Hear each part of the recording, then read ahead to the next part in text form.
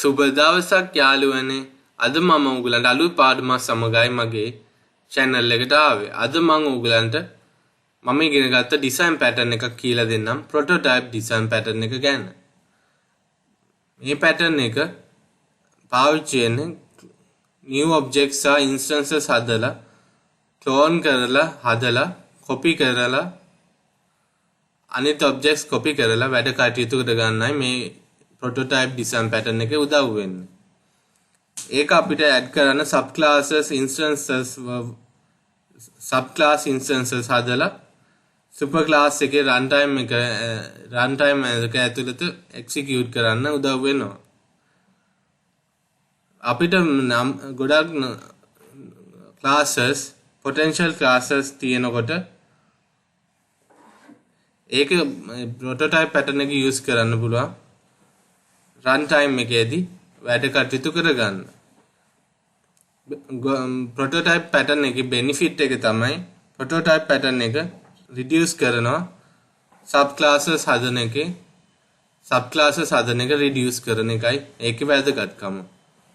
ඒ කියන්නේ prototype pattern එක අලුත් objects හදන්න instances හදන්න clone කරලා අපේ objects copy කරලා උදව් වෙනවා. සහ ඒකේ benefit එක තමයි මේ pattern එක classes create කරන එක reduce කරලා දෙන එක තමයි benefit එක. හරි, දැන් අපි බලමු prototype design pattern එකට UML diagram එකක්. මෙතන අපි prototype factory කියලා UML එකක් දීලා තියෙනවා. ඒක සාමාන්‍යයෙන් මේ design pattern එකේ UML එකට දාන්න හොඳ නැහැ. ඒ වුණාට මම මේක දාලා තිනවා වෙනද වගේ පාවිච්චියට. මේකෙදි ඉස්සෙල්ලාම client create කරනවා clone factory එකක් and create කරනවා sheep object එකක් and client කියනවා sheep object එක consider කරන්න animal කෙනෙක් විදියට සහ sheep object type එක මොකද මේක polymorphism වලින් වෙන දෙයක් නිසා. අපිට මෙතන dog සහ sheep පාවිච්චි කරන්න පුළුවන් animals ලා විදියට.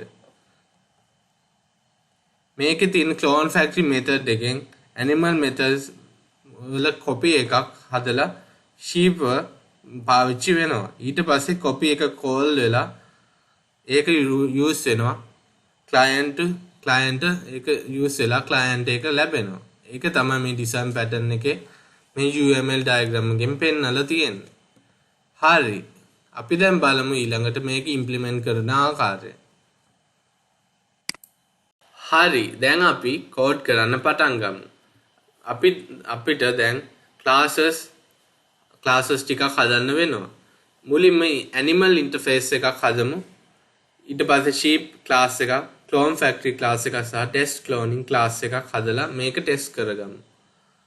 මුලින්ම අපි මෙතන public interface animal කියලා class එක හදලා ඒක extend කරමු clonable වලට.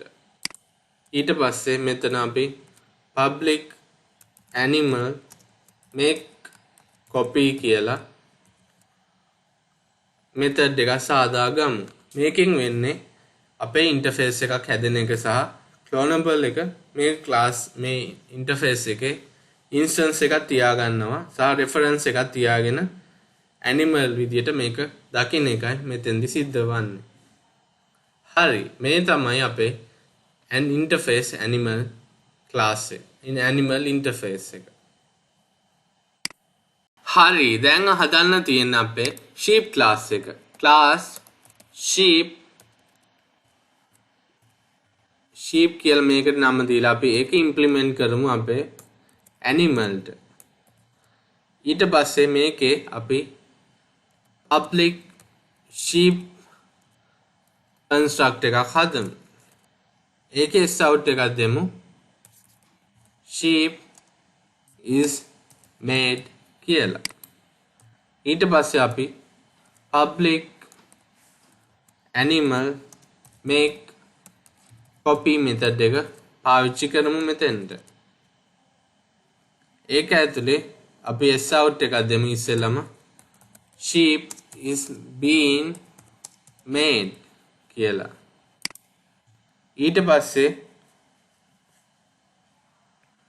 අපි sheep object එකක් හදමු. ඒක සමාන කරමු null වලට. හරි. දැන් අපි අපේ sheep object එක initialize කරගමු. super.clone කියලා. දැක්කද? දැන් error එකක් එනවා. මේකට හේතුව තමයි clone එක අපි cast කරලා නැති නිසා. sheep මේක cast කරන්න ඕනේ. තවත් error එකක් එනවා. මේකට හේතුව තමයි මෙතන එහෙම කරද්දී exception එකක් throw වෙනවා. clone not support exception එක. ඒක නිසා අපි මේකට try catch එකක් දෙන්න ඕනේ. මේක surround කරන්න ඕනේ try catch එකකින්. මේ විදියට. හරි. ඊට පස්සේ අපි මේ අපේ sheep object එක return කරමු. මේ විදියට. ඊට පස්සේ අපි generate කරමු අපේ toString method එක. toString එක ඇතුලේ අපි දෙමු return කරමු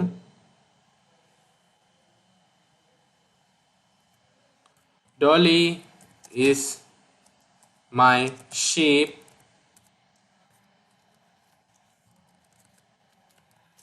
bag කියලා. මේ විදියට අපි දැන් අපේ sheep class එක සාදලා අවසන්. sheep class එකේ තියෙන වැදගත්කම තමයි ඒක animal interface එක implement කරන එක. හරි. දැන් අපි බලමු clone factory class එක හදන විදිය. new ගිහලා අපි clone factory කියලා මේකට දෙමු නම. දැන් මේ clone factory එක ඇතුලේ අපි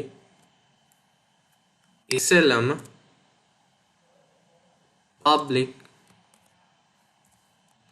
public animal get clone කියලා method එකක් හදමු. ඒකට animal sample කියලා parameter එකක් දෙමු. ඊට පස්සේ අපි return කරමු animal sample.makeCopy කියන method එක. මේකෙන් අපි animal subclass එක retrieve කරනවා සහ store කරනවා. අපි දන්න animal කියන්නේ subclass එකක් කියලා. දැන් අපි clone factory class එක හදලා අවසන්. මේ තියෙන අපේ clone factory class එක. දැන් අපි test cloning class එක හදමු. මේකට අපි නම දෙමු test cloning කියලා. හරි.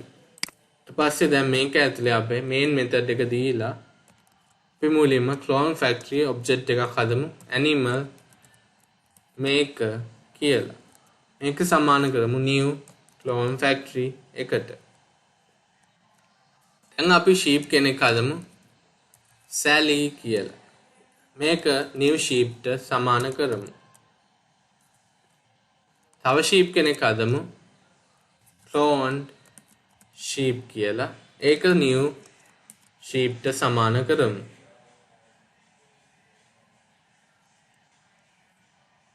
ඇත්තටම අපි දැන් clone sheep එක animal maker.get clone කියලා දීලා Sallyව මේකට pass කරමු. දැන් error එකක් එනවා. මේකට හේතුව තමයි අපි sheep ට cast කරන්න ඕනේ. හරි. දැන් අපි s out කරමු Sallyව. ඊට පස්සේ s out කරමු clone sheep. ඊට පස්සේ අපි මේකෙන් Sallyගේ clone sheep කියන එකට Sallyව හරියටම clone වෙලා තමයි clone sheep හැදෙන්නේ. ඒක අපිට දැන් ඉස්සරහට බලන්න පුළුවන්. දැන් අපි s out එකක් දෙමු. Sally hash code කියලා. මේක අපි system.identity hash code කියන එකට pass කරලා ආපහු system.identity identity hash code කියලා දීලා මේක ඇතුළට සැලීව දෙමු. ඊට පස්සේ තව sout එකක් හදමු. clone sheep hash code කියලා. ඊට පස්සේ ඒක system.identity hash code දීලා system.identity hash code කියලා දීලා clone sheep එක මේක ඇතුළට අපි දාගමු. හරි, අපි දැන් test cloning class එක හදලා අවසන්. අපේ implement class එක හදලා අවසන්. දැන් තියෙන්නේ මේක run කරගන්නයි සහ output එක බලන්නයි. අපි දැන් මේක run කරගමු.